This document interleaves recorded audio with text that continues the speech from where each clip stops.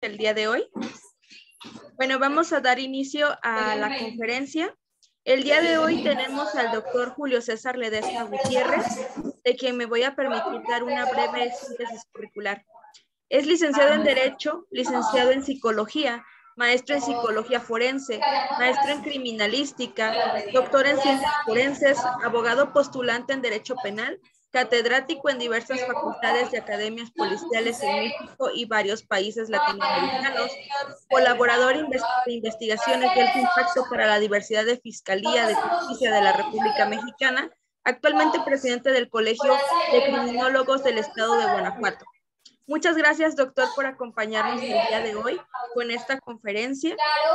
Les agradecemos a todos los participantes también que están el día de hoy con nosotros. Se quedan con el doctor Ledesma. Adelante, doctor. Muchísimas gracias. Antes que nada, bueno, les agradezco la invitación a la Facultad Libre de Derecho, al Instituto Nacional de Estudios Jurídicos y a todos ustedes por darse el tiempo, sobre todo en estas épocas en las que es difícil darnos el tiempo, ¿no? Sobre todo para la formación académica. Entonces, pues bueno, después del agradecimiento, vamos a comenzar en el tema que nos ocupa. El día de hoy vamos a hablar acerca de la criminología y las ciencias penales, ¿sí? Que son dos ciencias que llega un punto en que convergen entre sí para encaminarse a un mismo fin, que en este caso es pues la armonía, la paz social, la convivencia social, la prevención de conductas delictivas, conductas antisociales. Pero bueno, vamos a hablar un poquito acerca de la historia, de cómo surge el derecho penal y cómo se empieza a vincular con la criminología. Voy a comenzar citando a un jurista y criminólogo español del siglo antepasado, nombrado Constancio Bernal de Quirós. Este doctor señalaba que la criminología y el derecho penal son hermanos gemelos, son ciencias gemelas entre sí. ¿Y por qué hace esta analogía? Lo hace por la siguiente manera. Al igual que los hermanos gemelos, que nacen casi al mismo tiempo, pero que surgen del mismo entroncamiento paterno-filial, la criminología y el derecho penal surgen exactamente igual, ¿sí? Es decir, surgen casi al mismo tiempo y surgen del mismo conflicto. Él lo señala con el siguiente ejemplo. Cuando sucede un evento criminal, cuando nos enteramos de una nota criminal, la principal reacción del pueblo es querer una venganza, querer un castigo, el famoso jus punendi, ¿sí? La vendetta, como dirán los italianos, ¿sí? Cuando nos enteramos de una violación, de un atraco, un asalto, un robo, un homicidio, ¿sí? Un fraude, lo primero que queremos es un castigo, ¿sí? Quémenlo, línchenlo, mutílenlo, lapídenlo, enciérrenlo, ¿sí? Si nosotros en ese momento dejamos a la justicia popular al delincuente, lo más seguro es que no termine en buenos pasos, ¿sí? Lo más seguro es que termine en un linchamiento, ¿sí? Porque ese es el origen del jus punendi, ¿sí? Queremos un castigo, ¿ok? Entonces, ¿quién nos va a dar ese castigo? Es el derecho penal, ¿sí? Sin embargo, después de que nos pasa el furor, después de que se nos pasa esa sed de venganza, ahora viene el acto de reflexión, o sea, ¿por qué el individuo robó? ¿Por qué mató? ¿Por qué violó? ¿Por qué defraudó? ¿Por qué no puede tener un estilo de vida socialmente aceptable? Y entonces ese acto de reflexión que viene posterior al furor es el nacimiento de la criminología. Por un lado, queremos el castigo. Por otro lado, queremos una explicación del suceso. Es por eso que el doctor Constancio Bernal de Quirós nos establece que son hermanos gemelos. Nacen del mismo vínculo y casi al mismo tiempo, solamente que una posterior a otra.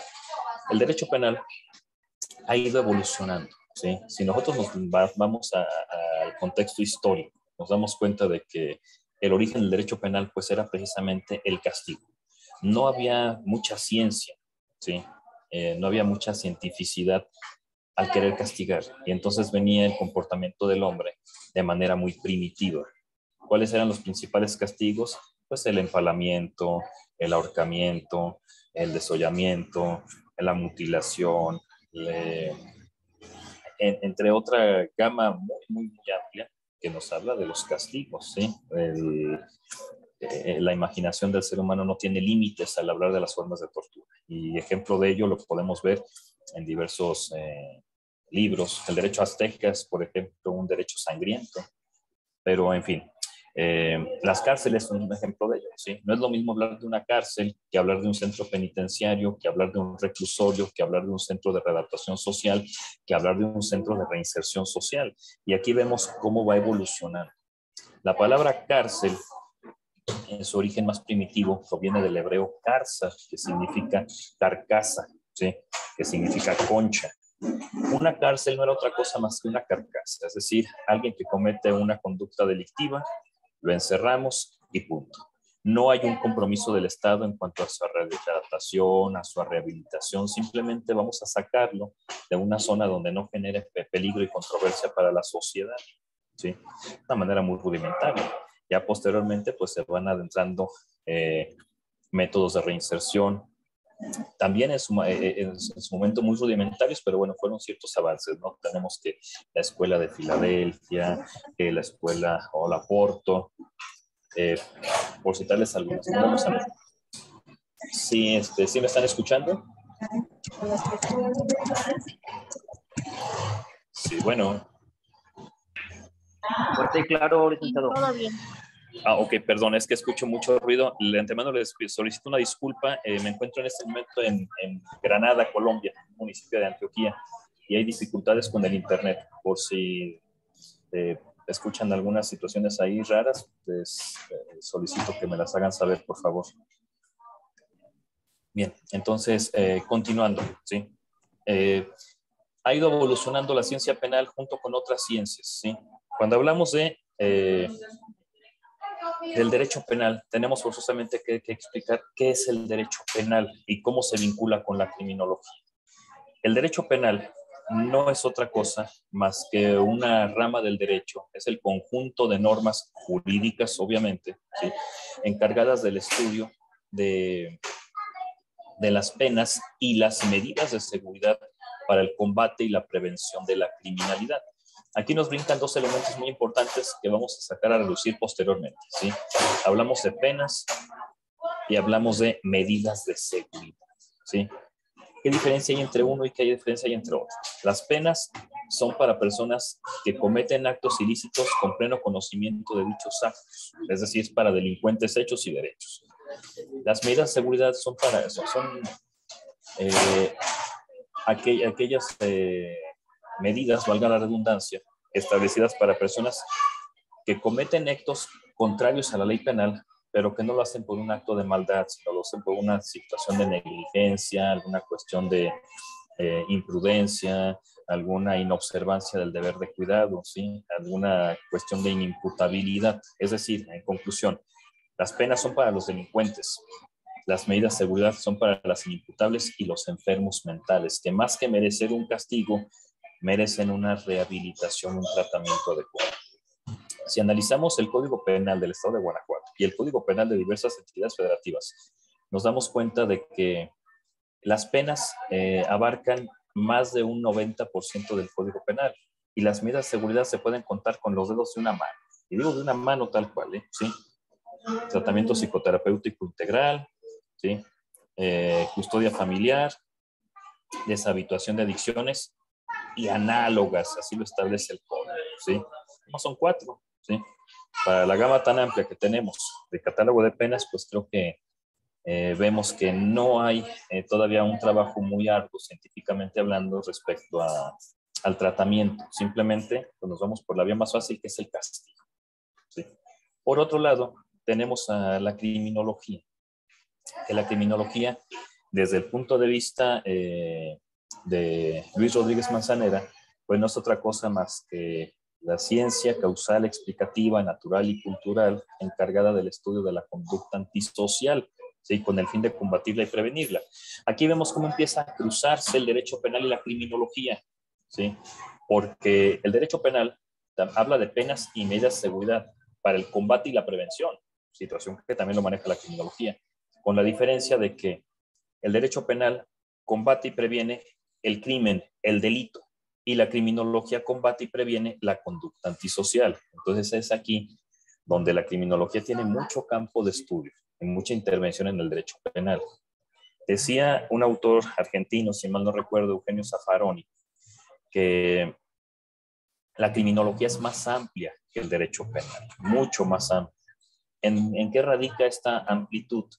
Radica en que al estudiar la conducta antisocial, tiene que estudiar forzosamente todas las contravenciones a la norma de conducta. Y no necesariamente tiene que ser una norma jurídica. Puede ser una norma del tracto social, puede ser una norma de etiqueta, puede ser una norma moral, una norma ética, una norma religiosa. Es decir, la conducta antisocial es hacer lo diametralmente opuesto a lo que se nos dice, ¿sí? Si a un niño escolar le dicen que haga la tarea y no la hace, estamos hablando que es una conducta antisocial. Si decimos que debe de comportarse con ciertas reglas de etiqueta, de cortesía, dar los buenos días, dar las gracias, decir por favor, y no lo hace, decimos que tiene una conducta antisocial. Si está en la calle y le decimos que no debe de hablar con ciertos vituperios, con ciertas palabras soeces, y las habla, tiene una conducta antisocial. Si en casa le señalan que debe de respetar ciertas conductas y no las respeta, tiene una conducta antisocial y eso no lo convierte en delincuente, ¿sí? En la experiencia como jurista podemos decirles que nos hemos topado, nos hemos enfrentado con personas dentro de un juicio que tienen una conducta antisocial impresionante, pero no tienen antecedentes penales, ¿sí? Y la defensa generalmente tiende a hacerlas valer por buenas personas, ¿no? Mi cliente es buena persona porque no tiene antecedentes penales.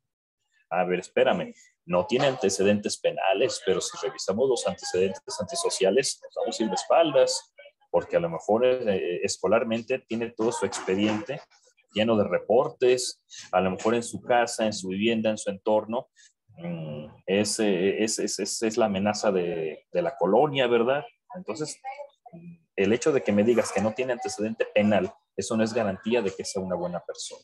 Entonces, nos dice Eugenio Zaffaroni, la criminología, al estudiar la conducta antisocial, que es mucho más amplia que el delito, ¿sí?, se come al derecho penal.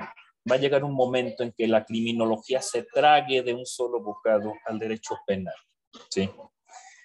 Ahorita todavía estamos a una distancia inconmensurable de poder verificar esta situación. Sin embargo, pues es un mal, perdón, no es un mal, es una necesidad urgente que la criminología vaya poco a poco metiéndose en el campo del derecho penal, ¿sí? Yo como abogado penalista me toca vivir diariamente las injusticias de un sistema penal que no toma en cuenta la criminología, y al no tomarla en cuenta la criminología, pues entonces está dando bastonazos de ciego, es decir, están sacando legislaciones, sacando penas, sacando castigos, haciendo procesos, sin tomar en cuenta a la victimología, por ejemplo, a la penología, a la preventología. Vemos áreas como prevención del delito que realmente hace todo menos prevenir el delito. ¿Y esto a qué se debe? Esta negligencia, ¿a qué se debe? Pues a la ignorancia, ¿sí?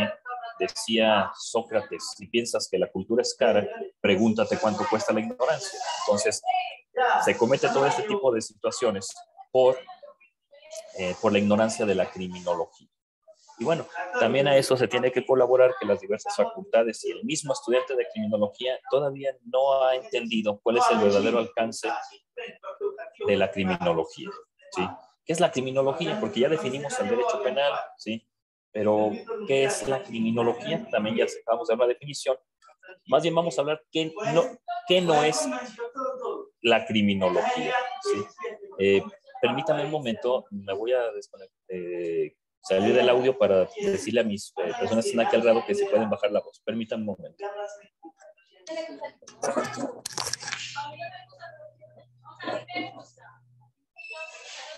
Y eso vamos a dejarlo muy en claro. Lo que no es la criminología. La criminología no es criminalística. hay personas que se meten a estudiar criminología pensando que van a levantar indicios. Y no. Esa es la parte objetiva de una escena del crimen, de una escena de hechos, ¿sí? El criminólogo no es un criminalista. El criminólogo no es un policía, ¿sí? Constantemente veo a mis estudiantes de criminología, y obviamente los regaño, ¿sí? Subiendo fotografías en sus redes sociales diciendo orgullosamente criminólogo, y suben la foto de un policía, suben la foto de un detective, suben la foto de un médico forense, suben la foto de una escena de hechos, suben la foto de una necropsia, ¿sí? Y no, lo que estás viendo ahí es un médico forense, lo que estás viendo ahí es un criminalista, lo que estás viendo ahí es un policía. Eso no es un criminólogo, ¿sí? El criminólogo va más allá de, ¿sí? El verdadero criminólogo no está vestido con un uniforme táctico. El verdadero criminólogo no lleva un chaleco con múltiples bolsitas como los que salen en la serie de televisión La Ley y el Orden, CSI, NYPD Blue, ¿sí? Lie to Me. Un criminólogo es un científico, ¿sí? Y como tal te lo puedes encontrar haciendo investigaciones doctrinales, te lo puedes encontrar dando cátedra, te lo puedes encontrar en las academias de policía capacitando elementos policiales, te lo puedes encontrar en las empresas haciendo programas de prevención de robos, seguridad empresarial, prevención del delito. La principal función de un criminólogo se enfoca en la prevención, ¿sí? Un verdadero criminólogo, un criminólogo efectivo, no llega a que se consuma la conducta antisocial, la previene. Un servidor, cuando trabajé como agente del Ministerio Público en el Departamento de Homicidios, recibía constantemente personas que iban a hacer su servicio social, y muchos de ellos eran criminólogos. Y llegaban solicitándome que los llevara a las escenas del crimen, que los permitiera entrar a ver una necropsia. Yo les decía, si me explicas el por qué, te llevo. Si me explicas el por qué, te dejo entrar a una necropsia. ¿Cuál es la función de un criminólogo en una necropsia? O sea, tengo un médico forense, es el que se la va a aventar, es el que va a hacer las disecciones. Tengo un prosector, que es el que le va a ayudar pasándole el instrumental. Yo, como Ministerio Público, tengo que dar fe de lo que se está haciendo ahí. El fotógrafo tiene que tomar fotografías. El criminólogo, como para qué lo quiero en una necropsia. En una escena de hechos, pues igual, ¿sí? Llevo a la policía encargada de mantener el orden, ¿sí? Entrevistar a los posibles testigos. Tengo al cuerpo de peritos que van a poner el doble cordón de seguridad, los que van a embalar, levantar, fijar, pero el criminólogo, ¿cuál sería su función estando aquí en la escena? Y me decían con cierta tristeza, es que usted no nos deja hacer nada. Digo, no, es que tu función es prevenir. Tu función debería estar, por ejemplo, en las instituciones educativas, para que les enseñes a los chicos que detrás del bullying, que lo vemos como, ay, el acoso escolar, no, señor, no es un acoso escolar, es un verdadero delito, ¿sí? El quitarle el juguete a un niño, el quitarle su almuerzo, discúlpenme, pero el Código Penal para adultos le llama robo, ¿sí? El que un niño mayor le diga a otro que a la salida se lo va a moquetear porque no le dejó copiar en el examen, discúlpeme, pero en la legislación de adultos se llama amenaza, ¿sí? El hecho de que agredas a un niño en el recreo, discúlpame, en la legislación de adultos eso se llama lesiones, daños, robo, violaciones, abusos eróticos sexuales. No es nada más un simple acoso escolar, ¿sí? Y si dejamos a ese niño que hoy hace acoso escolar, al pasar el tiempo, vamos a pasar de ser una persona disocial a ser una persona antisocial, y una persona antisocial va a ser un delincuente, y un delincuente va a ser un criminal, ¿sí? Entonces, el verdadero trabajo del criminólogo es en la prevención, ¿sí? Ahora bien, cuando hablamos de ciencias penales, no hablamos nada más de derecho penal, y eso hay que entenderlo muy bien. Tengo compañeros abogados que son abogados penalistas, pero aún así no se puede decir que que toda su esfera de trabajo, que toda su esfera de dominio sea de ciencias penales. Tengo amigos que me dicen, oye, Ledesma, ¿cómo se tramita una cancelación de antecedentes. Es que yo nunca le he llevado, ¿sí? Digo, bueno, pues es que ese es una situación de un derecho penitenciario, ¿verdad? Tienes que ir con un juez de ejecución.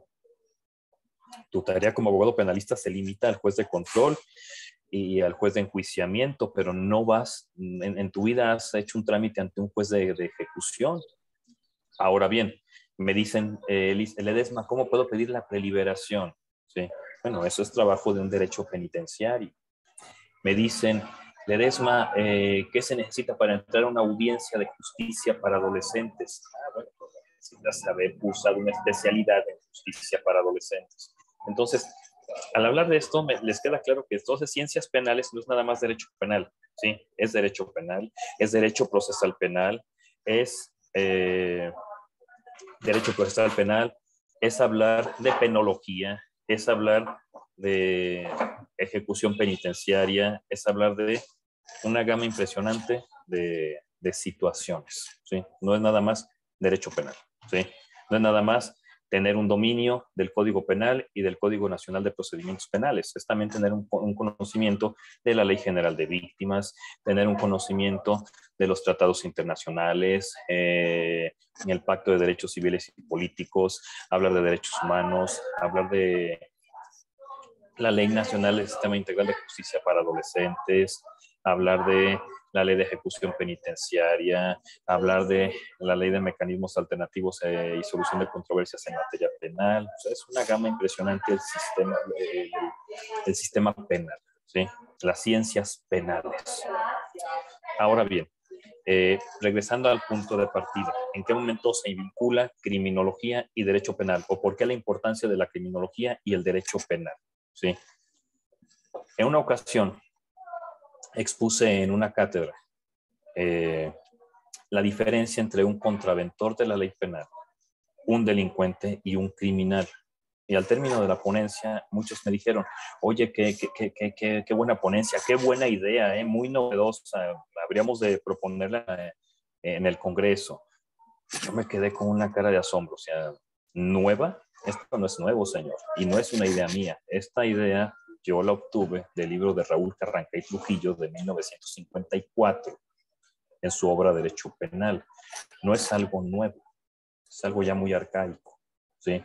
Y si nos vamos más hacia atrás, no lo dijo Raúl Carranca y Trujillo, ¿sí? También lo establecía César Lombroso, por ejemplo, con su clasificación de delincuentes, ¿sí? Si nos vamos más hacia atrás, también vemos cómo lo maneja Alfredo Mestefor, el italiano, cómo lo maneja Francesco Carrara, cómo la manejan muchos estudiosos de la criminología. ¿Y por qué es importante desarrollar esto? ¿Sí? Me preguntan, a ver, danos la diferencia entre un contraventor, un delincuente y un criminal. Y les digo lo siguiente. Un contraventor de la ley penal es aquel que infringe la ley penal, pero por una cuestión de descuido, ¿sí? Yo en este momento puedo tomar mi vehículo, salir a la calle, no fijarme y atropellar a alguien o ocasionar un choque.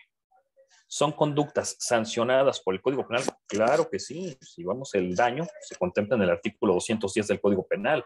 Si hablamos de lesiones, se contempla en el artículo 142 y posteriores del Código Penal, ¿sí? Obviamente yo me voy a excusar en mi negligencia, en mi inobservancia del deber de cuidado. No tuve la culpa, ¿sí? Venía en el celular, venía mensajeando, venía descuidado, me distraje, ocasioné el ilícito. Pero eso no me va a exonerar de culpa.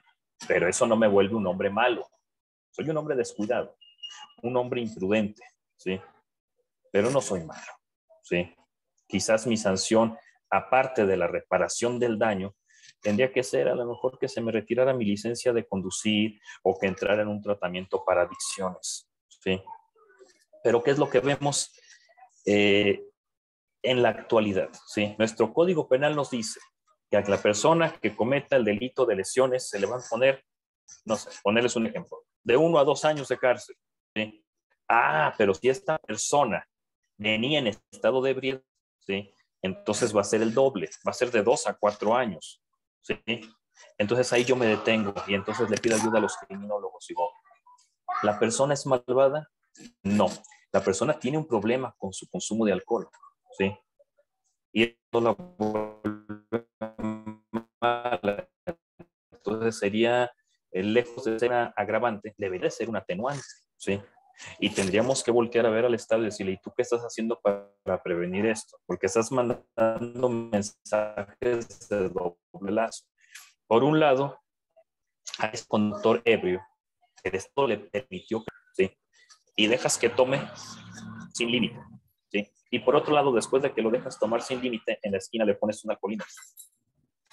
Eso es tan incongruente como el padre que te dice, vete de fiesta, llega a la hora que se te pegue tu gana, pero al regresar te estoy esperando con el cinturón. ¿Sí? Pues, oye, pues es que tú me diste permiso. Si hubiera estado en mis 5 sentidos, no hubiera cometido el acto. ¿Sí? Tendrías que tomar eso en consideración desde el punto de vista de la criminología. Pero como el derecho penal ignora a la criminología, bueno, no el derecho penal, sino los practicantes del derecho penal, ¿sí? En este caso, los legisladores, ¿sí? Y ahorita voy a poner un ejemplo de a qué grado llega la ignorancia del legislador al no considerar a la criminología como una, como un elemento para hacer leyes más perfectas, ¿sí? Por otro lado, aunque ya nos queda claro que es el contraventor de la ley penal. Ahora, ¿qué es el delincuente? El delincuente es una persona que comete ilícitos con plena conciencia de que los está cometiendo, pero todavía no son ilícitos de alto impacto. Podemos hablar, por ejemplo, de una persona que se roba una bicicleta, una persona que en su lugar de trabajo se le hace fácil robarse algo, un material, algún insumo. Pero si analizamos el trasfondo de aquel obrero que se robó una caja de zapatos, ¿sí? Vemos que es un obrero que tiene un modo de vida honesto, tiene un trabajo, cumple con ciertas reglas, con ciertos horarios, con ciertas condicionantes, y entonces esto vuelve a la persona no tan peligrosa.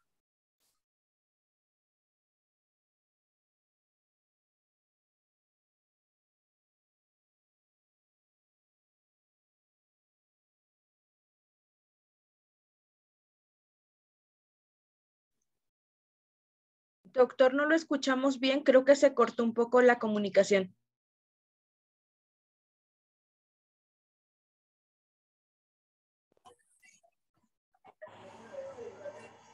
Perdón si me escuchan en este momento porque se me cortó. Adelante, doctor. Ok, perdón. Entonces, el criminal es una persona que a diferencia del delincuente, el delincuente solamente si está la ocasión lo hace. El criminal no, el criminal ya hace del delito su modus vivendi. ¿Sí? Ya se dedica a eso. Él no tiene un trabajo honesto. O sea, él se dedica al delito. Se dedica a robar, a secuestrar, a violar, a matar, ¿sí? A defraudar, a engañar. ¿Sí? Él ya hace del delito su modus vivendi y esto lo vuelve peligroso. Además de que sus conductas son evolucionadas. Empieza con el robo de una canica y termina con el secuestro de un empresario. ¿Sí? Y esta bola de nieve se empieza a crecer porque no hubo criminólogos que empezaran a frenar esta evolución delincuencial. Sus delitos son de alto impacto, son plenamente conscientes de sus actos. ¿Sí? Ahora bien, ¿por qué les explico todo esto? ¿Y qué tiene que ver con el derecho penal? Cuando ingresamos a una persona en controversia con la ley penal, ¿sí? Llámese contraventor, es decir, un descuidado, llámese con un delincuente, una persona que se le hizo fácil, a un criminal que se dedica a eso, a la ley mexicana no le interesa, todos van para el mismo centro de reinserción. ¿Sí? Imagínense qué contaminadero hay allá adentro cuando el que su único pecado fue ser descuidado y no tener para la reparación del daño, tiene que estar encerrado con una persona que se dedica al secuestro, al sicariato. ¿Sí? Entonces, vemos la necesidad apremiante de la intervención de la criminología. O sea, no puedes, si realmente quieres hacer un trabajo de readaptación y de reinserción, no puedes no considerar estas diferencias entre contraventores y criminales. ¿Sí? Uno es malvado, el otro es descuidado y tú los estás mezclando. ¿Sí? Ahora bien, regresando al tema de la criminología con las ciencias penales. En el año del 2012 entró una reforma en el Código Penal del Estado de Guanajuato referente al tema del feminicidio, el artículo 153-A. Y entonces señalaban, ¿sí? Se impondrán hasta 60 años de prisión al culpable del delito de feminicidio. Y entonces un servidor, y representando al Colegio de Criminólogos, hice la siguiente observación. Dije, bueno, tú piensas que con elevar la penalidad, con eso vas a cohibir al delincuente de que haga su acto criminal. ¿Y qué crees? Te voy a responder como criminólogo, como especialista en ciencias forenses. La primera área que te voy a señalar es la psiquiatría y la psicología forense. Una persona que está ofuscada por el coraje, por la rabia, por la ira, por los celos, entra en un trastorno de la voluntad consistente en la hiperbulia, es decir, que aún y cuando esté consciente de las consecuencias que va a traer su acto, de todos modos decide hacerlo. O sea, yo no puedo decirle a una persona que encuentra a su pareja sentimental en pleno coito en la cama conyugal con otra persona, con el amante, yo no puedo decir, hey, no te enojes, porque acuérdate que si te enojas y haces algo, son 60 años de cárcel, recuérdalo muy bien, acuérdate que se reformó el artículo 153A. ¿Qué creen que me va a responder esa persona? Me vale, no me importa pasarme el resto de mi vida en prisión, pero yo a este par los mato. Así funciona en la vida real y no podemos pasar desapercibido esta realidad, ¿sí? La persona estuvo obnubilada, estuvo cegada, tuvo un acceso de hiperbulia y de nada sirvió tus 60 años de prisión. No preveniste, ¿sí? Ahora, ¿sí? Yo les compartía en esa misma crítica, ¿sí? Tiene que ver inclusive qué difusión le vas a dar a tu pena, ¿sí? Y ahorita vamos a hablar de penología, ¿sí?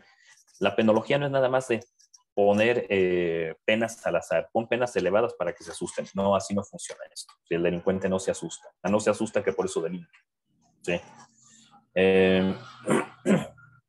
Por otro lado, nos dice un querido amigo, colega, que yo admiro mucho, ay, se me fue el nombre, ahorita que me lo recuerde se los digo. Estoy diciendo que es mi amigo y se me olvidó su nombre, ¿sí? Bueno, ese es un amigo regiomontano, ¿sí? Estoy seguro que ahorita voy a recordar su nombre sin ningún problema. Él nos decía que una ley que no se difunde es como una amenaza que no se vocifera. O sea, mientras no difundas el Código Penal, a nadie vas a amedrentar, ¿sí? Entonces, ¿qué difusión le estás dando? Porque si tú piensas que difundirlo es simplemente ponerlo en el periódico oficial, pues la pregunta es para la población. ¿Quién de los que no estudian Derecho lee el periódico oficial de la Federación? ¿Sí?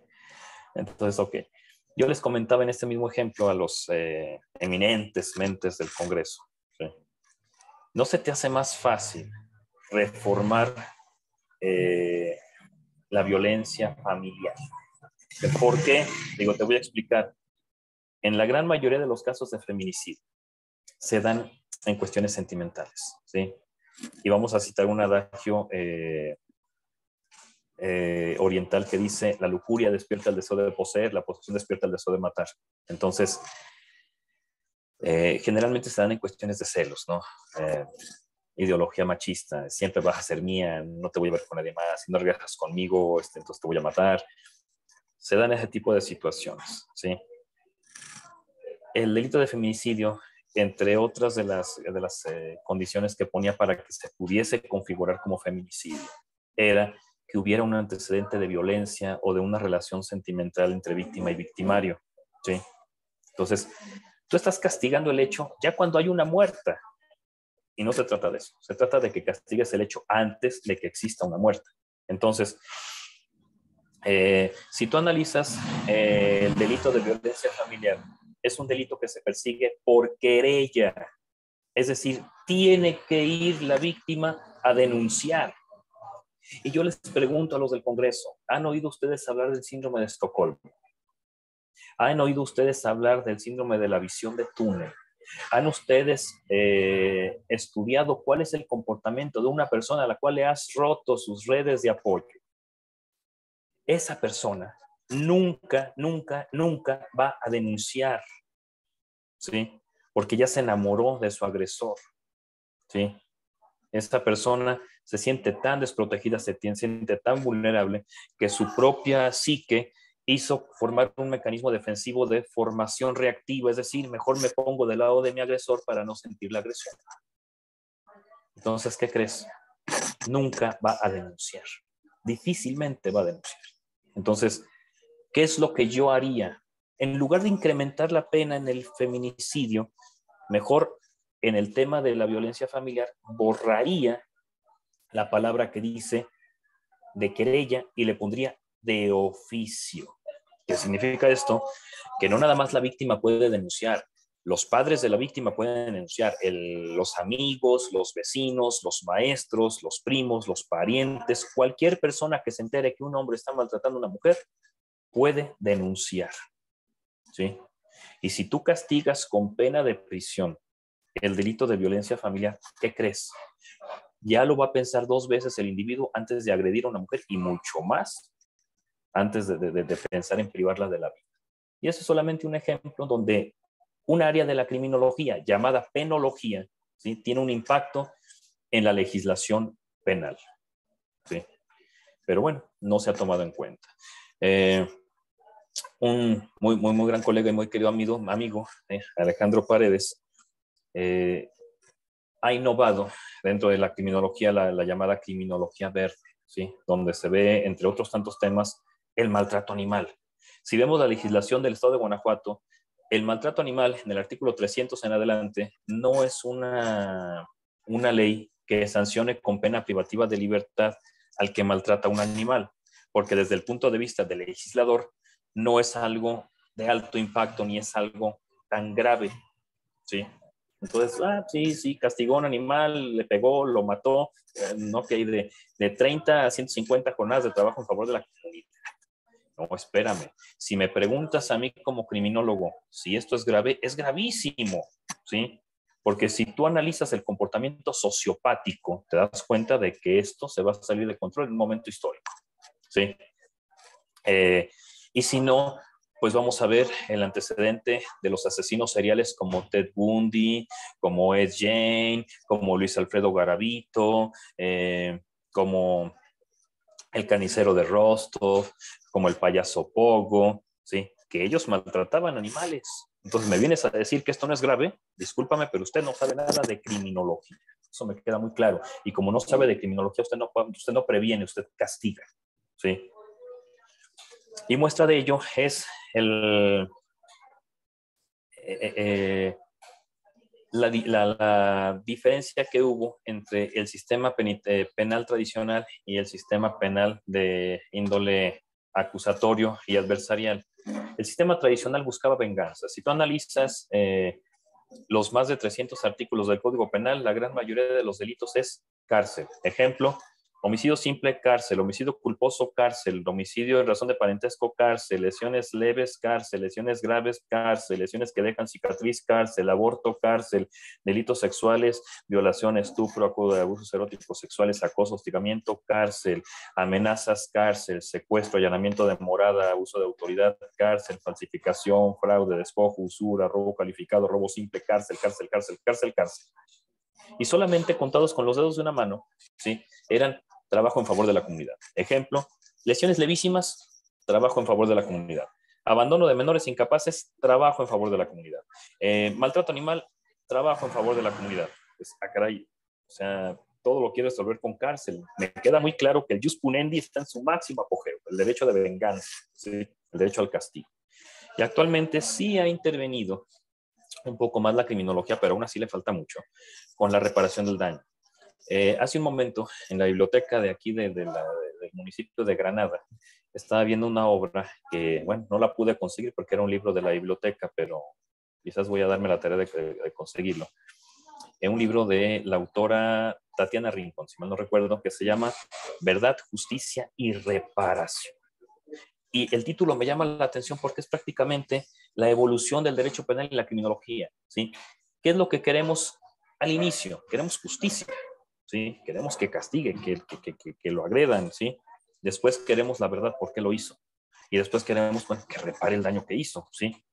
Que pague, que repare, ¿sí? Eh, hay muchas aristas que todavía no se han incorporado totalmente a las ciencias penales, pero que sí deberían, ¿no? No se ha tomado, por ejemplo, muy en cuenta la victimología, ¿sí? Actualmente sabemos que, y gracias a las obras de Benjamin Mendelssohn, de Elias Newman, de Esther Fatah, ¿sí? De Hans von Hentig, hay diversos tipos de víctimas que van desde la víctima que es totalmente inocente, es decir, no hizo absolutamente nada, no hizo este iter víctime para ponerse en condición de víctima, pero vemos que en el polo opuesto existe la víctima totalmente culpable, ¿sí? Es decir, la víctima provocadora, que también debería de ser sancionada desde el punto de vista criminológico. O sea, hay personas que, como diría mi abuela, que son como cuchillos de palo, es decir, no cortan, pero están muele y muele y muele y muele, ¿sí? Una película muy buena, se las recomiendo, es de cine de oro mexicano de Luis Buñuel, que se llama El esqueleto de la señora Morales. Y vemos que fue tanta la insistencia, la molestia de la víctima hacia su victimario, que el victimario pues bueno, optó por asesinar. Pero si vemos la película diríamos, bueno, es que qué castigo iba a tener entonces la víctima, ¿sí? Como víctima provocadora también debería de haber una sanción ejemplar para ella, para que vea que no es nada más como aviento la piedra, escondo la mano y después me refugio en mi supuesta debilidad, en mi supuesta posición de víctima. Pobre de mí, es que él me agrede.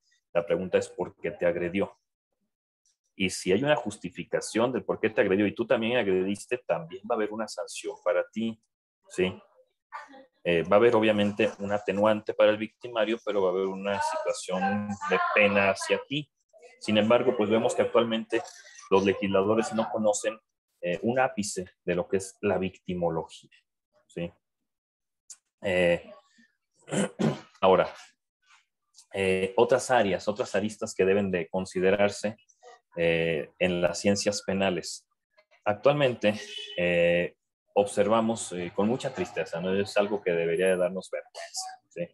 Lo que aconteció en el encuentro del Atlas contra el Querétaro, ¿sí? Que aficionados de un equipo asesinan a los aficionados de otro. ¿Y esto qué tiene que ver con criminología? ¿Esto tiene que ver con ciencias penales? Ah, pues bien sencillo. Hay otro criminólogo contemporáneo, también al cual yo respeto y admiro mucho, llamado Patrick Conrad, ¿sí? Patrick, como le digo yo de cariño, lo considero mi amigo. Patrick ha incursionado en un área nueva de la criminología, a la que yo le he denominado criminología esotérica. Y muchos lo han criticado. Oye, pero ¿cómo que criminología esotérica? Que la brujería. Digo, bueno, acabamos de ver un partido de fútbol cuyos fanáticos mataron a más de 17 personas. ¿Cómo le llamas a eso? La criminología tiene que observar el fanatismo, ¿sí? ¿Cuántas personas han hecho delitos sumamente graves al amparo de rituales a la Santa Muerte, rituales satánicos, cuestiones religiosas y en este caso apasionados del fútbol, ¿sí? Entonces, podemos seguir hablando acerca de la importancia de la criminología en las ciencias penales, ¿sí? Por ahí me dicen algunos alumnos, ay, doctor, es que como criminólogo no hay trabajo. A ver, espera, ¿qué cosas estás diciendo? ¿Sí? Estamos hablando que América Latina sufre una crisis impresionante en seguridad pública.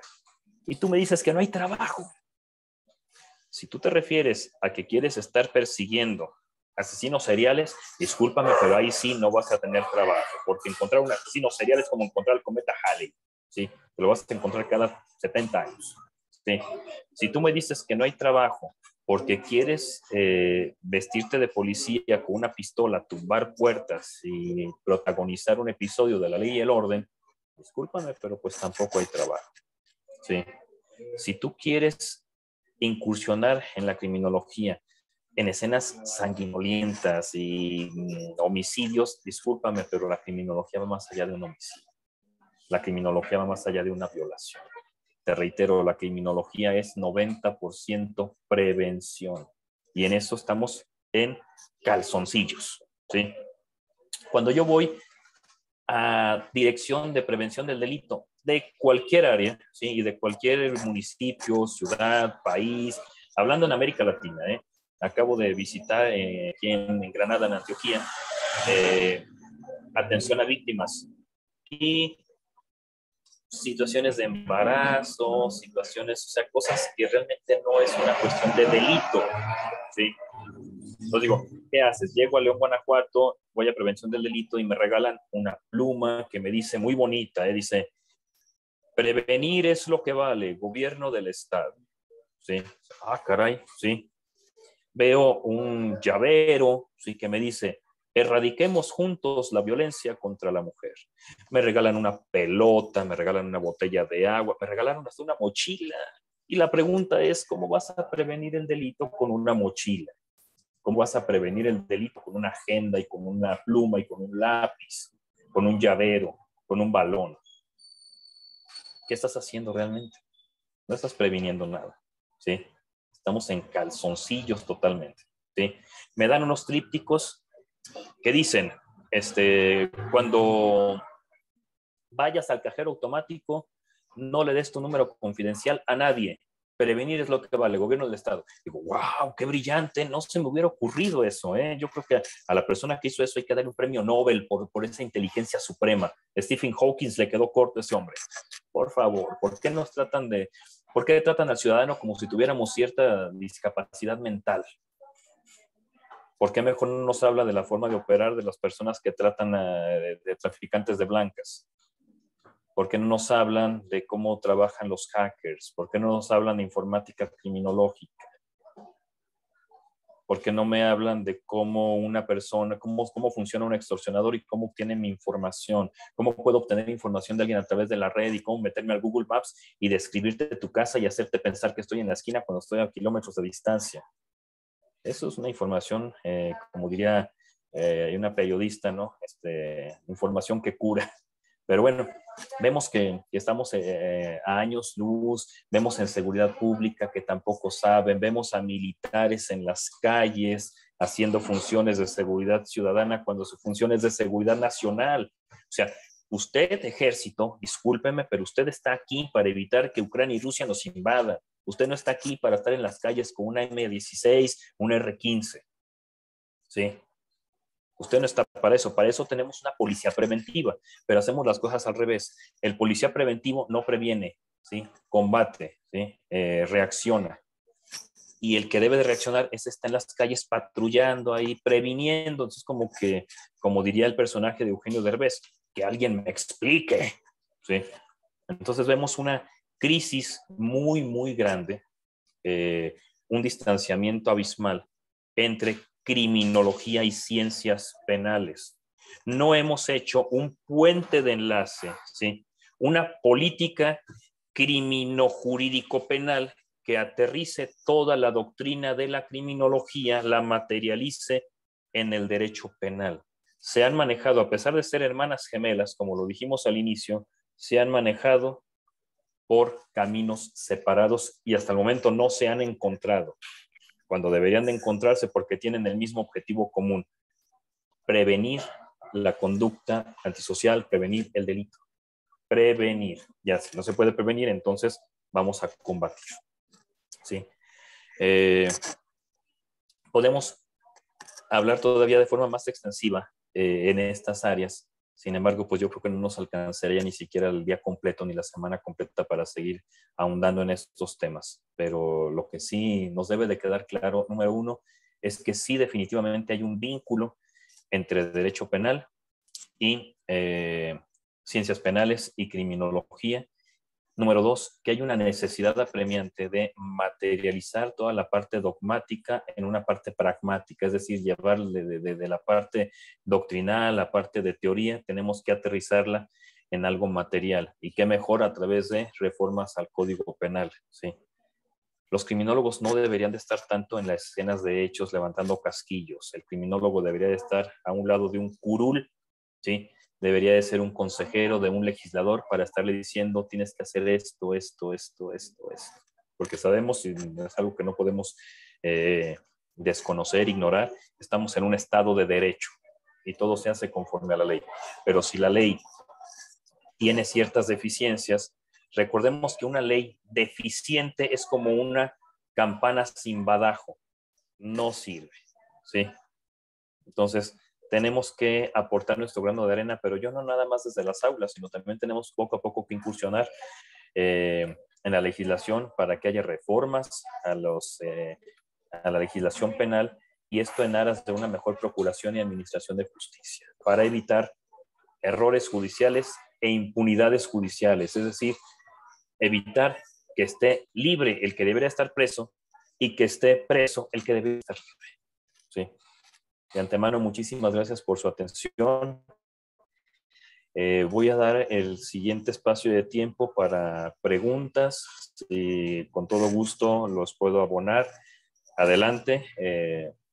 No hay necesidad de que me llamen doctor, basta Julio, maestro, licenciado, como quieran llamarme, no hay ningún problema. ¿Sí? Esto para evitar que tanta formalidad impida un excelente canal de comunicación. ¿Sí? Así que, pues sin más, yo les agradezco el tiempo brindado para esta actividad. Muchísimas gracias.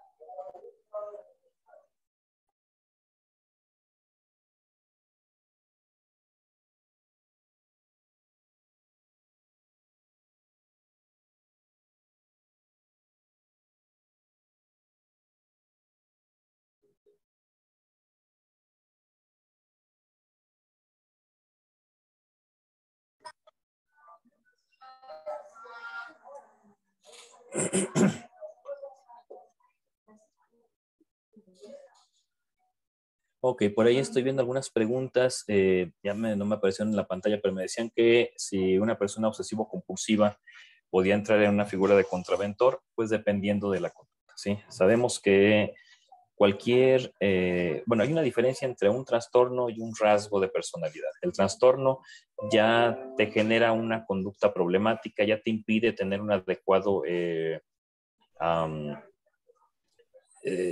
un adecuado contacto con tu sociedad, ¿sí? ¿Puedes caer en un ilícito? Sí, sí puedes caer, claro, sí. Por ejemplo, se me viene ahorita a la mente un caso que he conocido en el cual una mujer obsesionada con la limpieza le lavaba constantemente las manos y la cara y los oídos a sus hijos con cloro directo. Entonces ya se imaginarán las lesiones que ocasionó, ¿sí? No pudiéramos hablar de un delito porque ella no lo hizo con esa intención, ¿sí?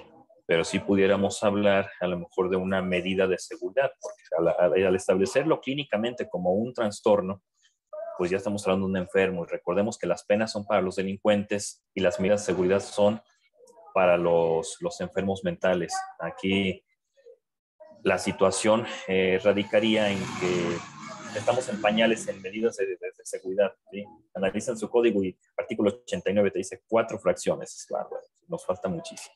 Si comparamos el artículo 38, el 38, catálogo de penas, ¿sí? Con el artículo 89, medidas de seguridad, es una gama impresionante de castigos, se nota una gama muy pequeña de medidas de seguridad. Eso también es una función que el criminólogo debe de abordar.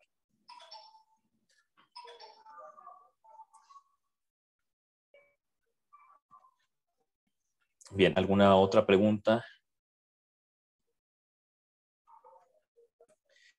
Ok, por ahí me comenta Yadira Santamaría, ella está estudiando segundo semestre. ¿Y qué libros les puedo recomendar? Chicos, cualquier libro es bueno, ¿eh?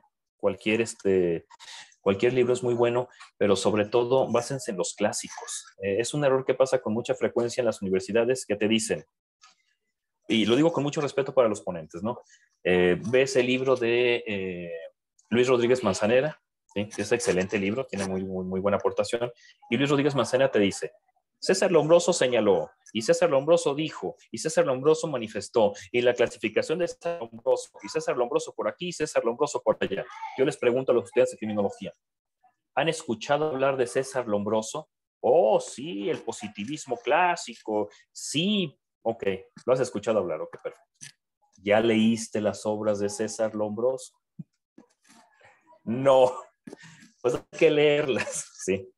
Tienes que leer las obras de Enrico Ferri, tienes que leer las obras de Garófalo, tienes que leer las obras de Lombroso, de Francesco Carrara, de César Márquez de Beccaria, tienes que leer las obras de Alfredo Nicéforo, del doctor Constancio Bernardo de Quirós, de Raúl Carrancá, de Octavio Orellana, de Quirós Cuarón. O sea, tienes que leer los clásicos. Cuando comprendas los clásicos, te das cuenta de que los modernos todavía estamos en pañalitos comparados con ellos. Y vemos que hay historias muy buenas, ¿sí? Teorías muy, muy buenas, ideas muy buenas que podemos rescatar y que no son novedad. A mí me dicen en conferencias, wow, es impresionante este hombre, sí, este viene del futuro. Digo, no, lo que leí de un libro de hace 200 años. ¿Sí? Es que cualquier libro que leas es bueno, pero preferentemente clásicos, ¿sí?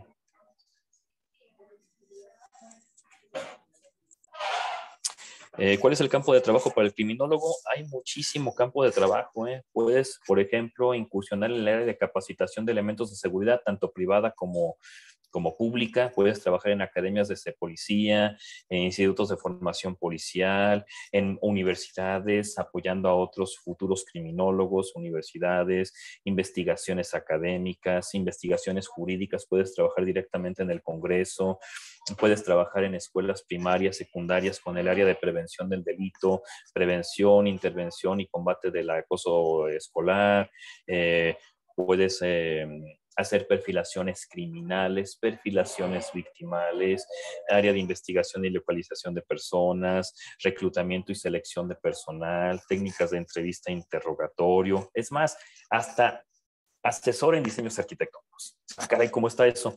Bien sencillo, ¿sí? Para no hacer la ponencia muy cansada. Tenemos conjunto habitacional A y conjunto habitacional B. Los dos tienen lo mismo diseño, los dos tienen alberca, los dos tienen áreas verdes muy bonitos, cancha de tenis, precioso. Solo que uno lo venden, el proyecto A lo venden en 10 millones de pesos por departamento y el otro lo venden en 400,000 pesos, ¿sí?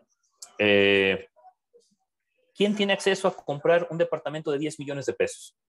Gente de muy buen nivel económico, que no va a tener ningún problema en darle mantenimiento a la alberca, al área verde, y quizás a lo mejor lleguen nada más a dormir. A lo mejor en su vida van a usar la alberca, pero pues ellos lo tienen como inversión. Sin embargo, ¿quién va a comprar una casa de 400,000? Todos los que tengan acceso a su crédito Infonavit por ese monto. Entonces, generalmente obreros, personas pues que no manejan un nivel económico muy alto, van a tener acceso a una casa con alberca. Wow, suena muy bien. El problema es cómo la van a mantener. Y entonces los de acá le van a dar un mantenimiento muy bonito. Los de acá van a dejar que el agua se ponga verdosa, fea, nadie va a pagar el mantenimiento, van a decir yo por qué voy a pagar si yo ni la uso. Van a empezar a robarse las bancas de metal para venderlas por kilo. Las áreas verdes nadie les va a dar el mantenimiento y al rato van a ser pastizales y luego van a ser puras terracerías. Y entonces esto se va a convertir en una cueva de ladrones porque esa caseta de vigilancia que nadie pagó el mantenimiento, pues ahí se van a empezar a drogar, a grafitear, van a romper cristales, etcétera, etcétera, etcétera, y vas a tener una colonia conflictiva. Ay, ni te metas a esa colonia porque ahí sales encuerado, ¿sí? Es que chistoso, o sea, cómo el mismo conjunto habitacional aquí funciona de una manera y aquí de otra. Entonces, ¿qué tiene que ver con esto como asesor? ¿Sí? Yo le diría a los arquitectos, ¿en cuánto piensas vender tu fraccionamiento? En 400,000 pesos. Ah, ¿sabes qué? Entonces, discúlpame, pero no le puedes hacer en forma de clúster. Porque no lo van a pagar y vas a convertir un bonito proyecto, lo vas a convertir en un nido de delincuentes. ¿Sí? A ese punto llega la intervención del criminólogo. ¿Sí? ¿Alguna otra pregunta?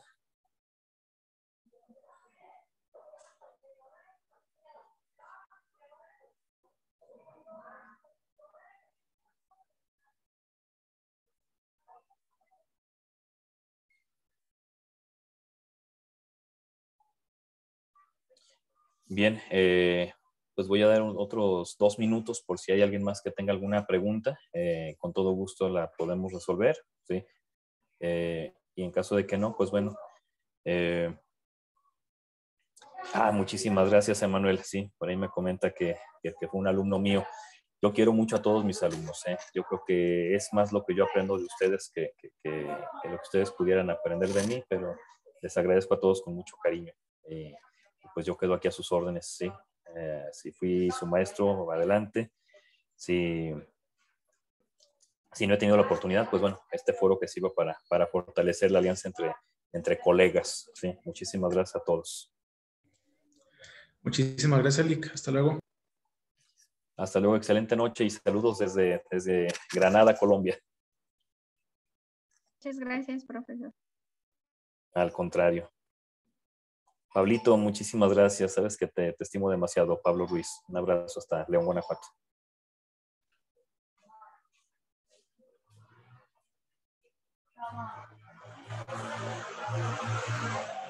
Licenciado Julio. Sí. Rubén Darío de León, Guanajuato, no sé si me recuerdas. Rubén Darío, claro que sí te recuerdo, Darío, claro que sí. Me da mucho gusto volver a recordarte a través de este medio.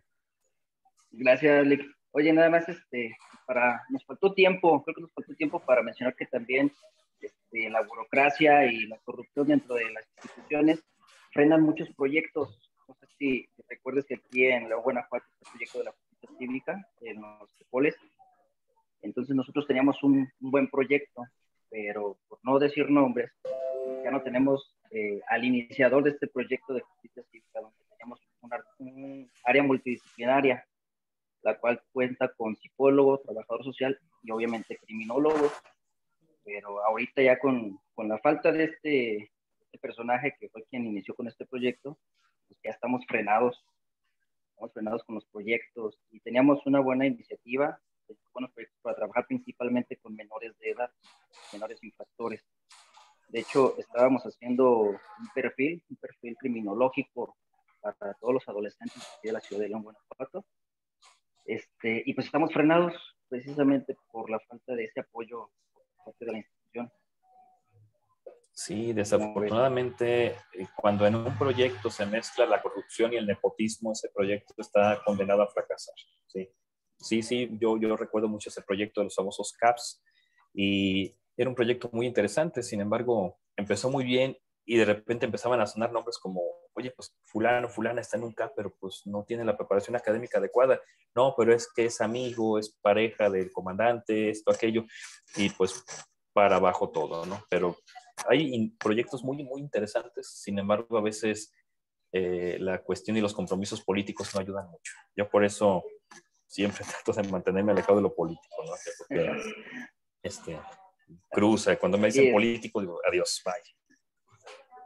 Sí, tenemos muchísimo problema en ese aspecto. Pero tenemos buenos proyectos, solamente falta el apoyo. Es un grandísimo problema. Falta el apoyo. En lo que podamos abonar, aquí estamos. Muchas gracias, licenciado. Nos abriste muy buenas puertas ahorita. Hay que investigar un poquito más. Claro, gracias a ti. Cuídate mucho. Te mando un fuerte abrazo hasta allá. Igualmente, estamos en contacto. Claro que sí.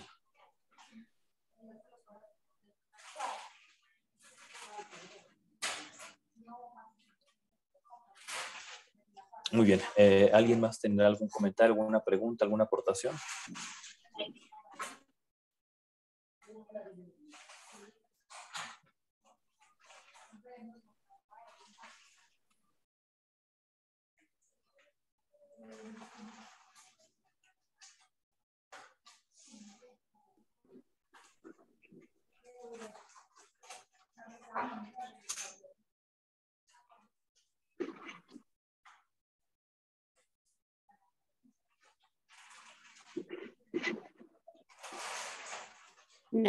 Sí, buenas tardes. Mi nombre es Araceli de León, Guanajuato.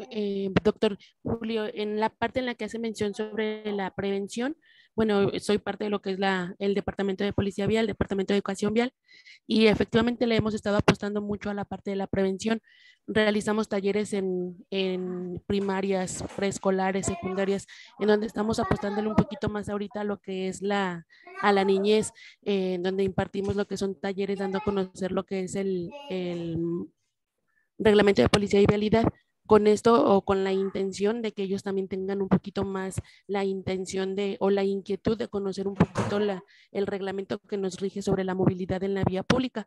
Y pues hemos tenido muy buenos resultados, entonces definitivamente de que nos falta muchísimo, estoy totalmente de acuerdo, pero pues igual el ir abonando un poquito y el buscar la manera de ser parte de una mejor convivencia social, pues es lo que estamos buscando ahorita en lo que es el Departamento de Educación Vial, de Policía Vial de aquí de León, Guanajuato.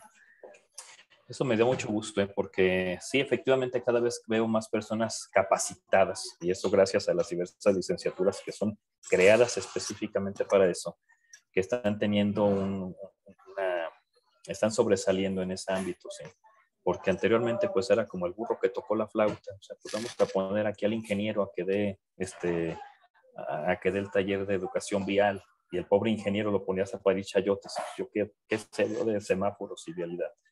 Es como si a un servidor de repente me ponen a cargo de la selección mexicana de fútbol, ¿no? Pues voy a hacer un destrozo tremendo. Sí, pero actualmente ha sido que hay personas que dicen, yo estudio criminología y estoy trabajando en esa área. Digo, excelente, excelente, te lo aplaudo, ¿sí? Porque estábamos llevando las ciencias de la seguridad pública como el burro que tocó la flauta. Sí, de hecho, ahora sí que igual aportando un poquito la parte de lo complicado o lo difícil, o más bien la manera como se imponen los niños, porque es un público al que se le debe de llegar con un lenguaje que ellos nos entiendan, y es uno de los sectores que más se impone en este caso para buscar la manera de que ellos comprendan la parte de la importancia de prevenir. En este caso, bueno, hacía mención de lo que es el uso de la vía pública, pero pues también se abona un poquito a lo que es para que sean unos conductores responsables posteriormente, ya cuando ellos lleguen a una edad adecuada, pero sí se imponen demasiado los niños. Igual en la parte de los infractores, pues también se les proyecta lo que es un taller de alto impacto, en donde se le dan a conocer cuáles son las consecuencias o las posibles consecuencias al hacer una inobservancia a lo que es el reglamento, y pues es parte de lo que hemos estado abonando. Falta muchísimo camino por recorrer, pero bueno, pues ahí ya llevamos como que un granito pequeño, pero pues ahí está.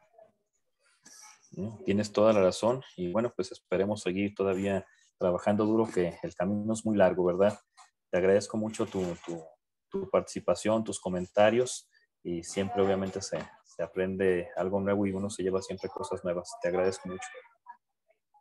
Al contrario, muchísimas gracias.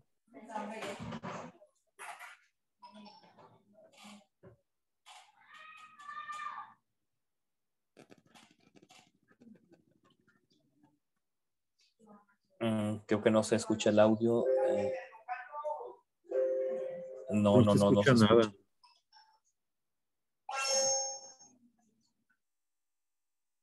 No sé si ya empezó o no empezó. Por ahí. No, yo les escucho a ambos. Creo que todavía no han logrado contactar a la maestra. Creo que estamos en espera. No ha empezado, ¿verdad? No, creo que no. Creo que estamos en espera de que creo que se conecte la maestra. Luego tiene problemas de conexión. Ok, yo pensé que no podía escuchar básicamente, pero qué bueno que sí. Bueno, yo te escucho. Sí, no, yo los escucho a todos, pero sí a la maestra, la rectora de la Facultad Libre, no la debo escuchar.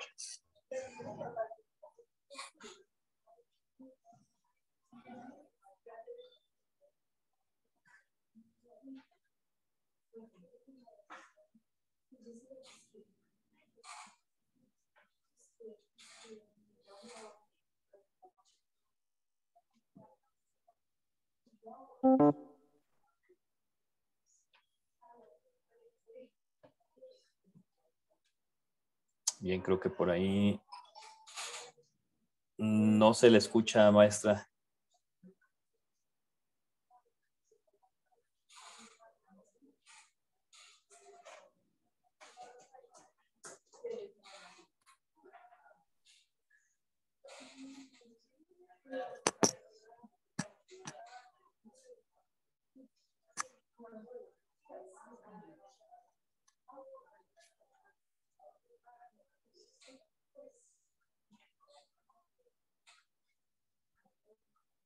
Creo que no se escucha.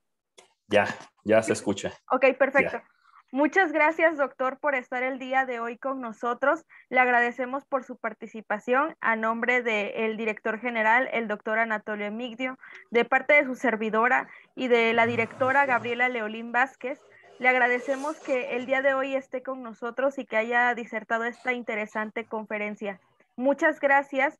En breve le haremos llegar su reconocimiento por compartirnos esta tarde. Muchas gracias a todos ustedes. Esperamos que hayan aprendido y hayan adquirido muchos conocimientos por parte del doctor.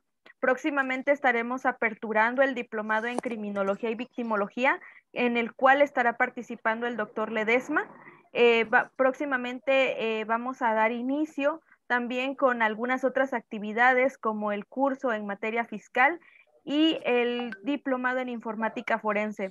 Muchísimas gracias, los esperamos también el 17 con la licenciada Gwendoline Ledesma, quien nos va a impartir también la conferencia acerca de feminicidios en México, para que puedan ustedes también inscribirse y participar en la siguiente conferencia. Muchas gracias, doctor. Saludos desde Oaxaca para Colombia. Ok, bien recibidos hasta acá. Muchas gracias, doctor. Excelente tarde a todos y las constancias se van a entregar el día lunes, por la tarde se les van a estar enviando. Muchas gracias.